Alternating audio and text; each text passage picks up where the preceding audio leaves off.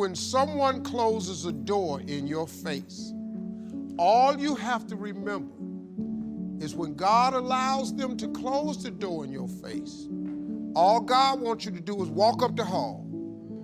It's some more doors. You just got to walk up the hall.